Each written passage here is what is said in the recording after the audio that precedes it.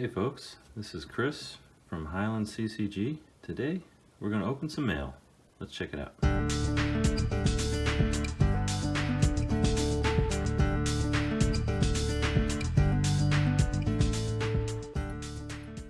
Hey everybody, this is Chris, Highland CCG.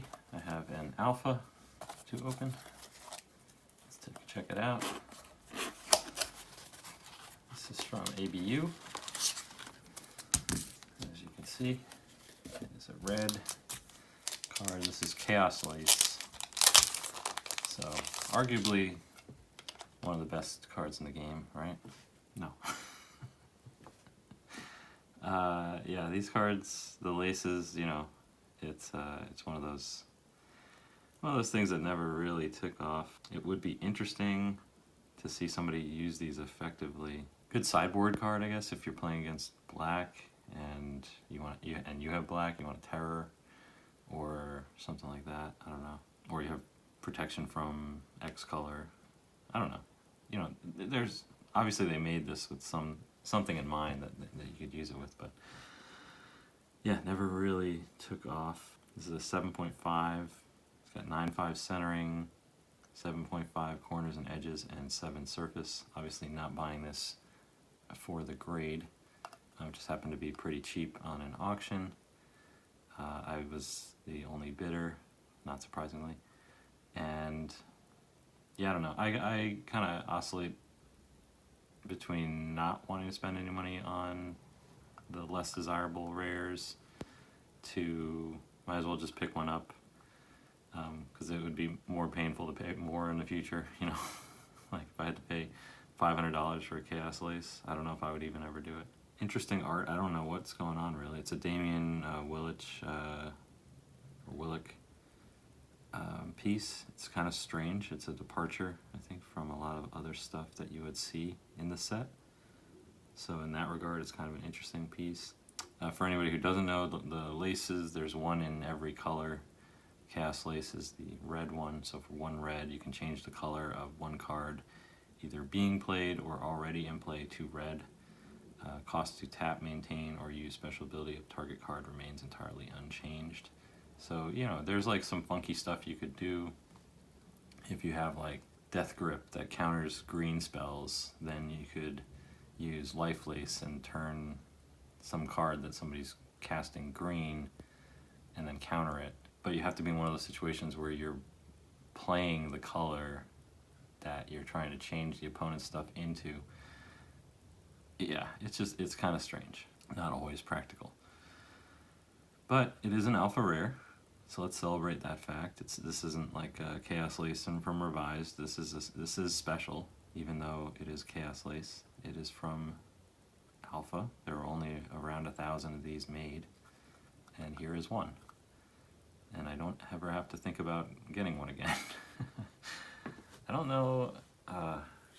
I might have Life Lace. I don't think I have any. Oh, I have Thought Lace for sure. I don't know if I have any of the other ones. Yeah, I don't know. Not much else going on.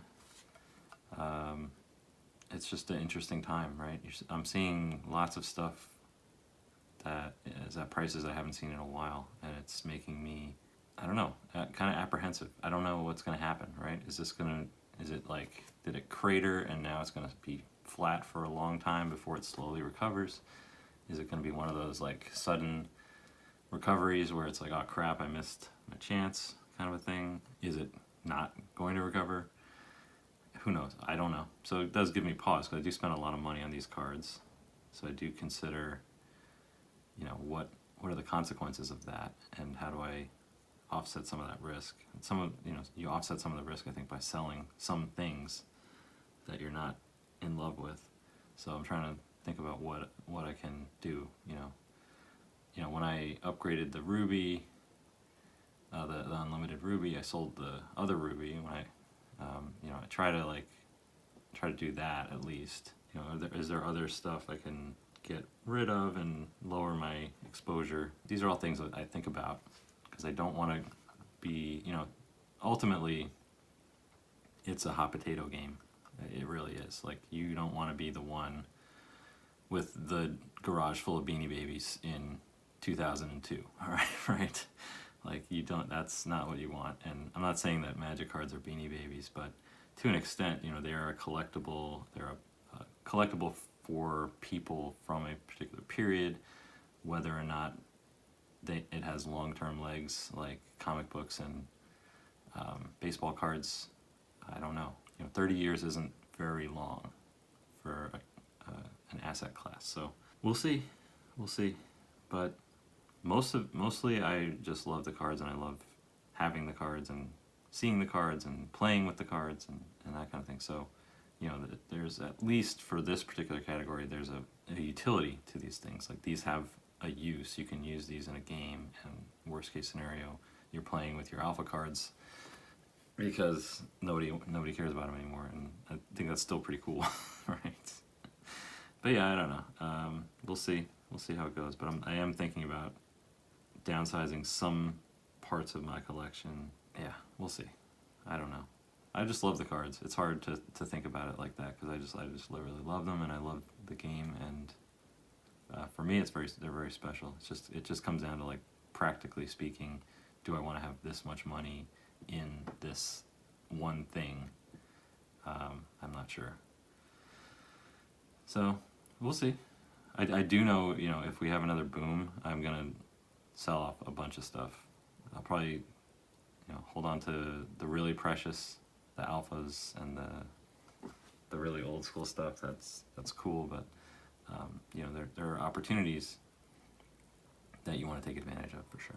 Yeah, I don't know. I did buy this card. It's one of those, if I wasn't trying to get a set, I would never, ever buy this card, if I'm being honest. I already have 4 revised ones. I have an unlimited one. There is no need to have an alpha one, but you know, I am trying to get that set, so we'll see. Wish me luck. Have a that's it. Have a great rest of your day. Hope tomorrow's even better.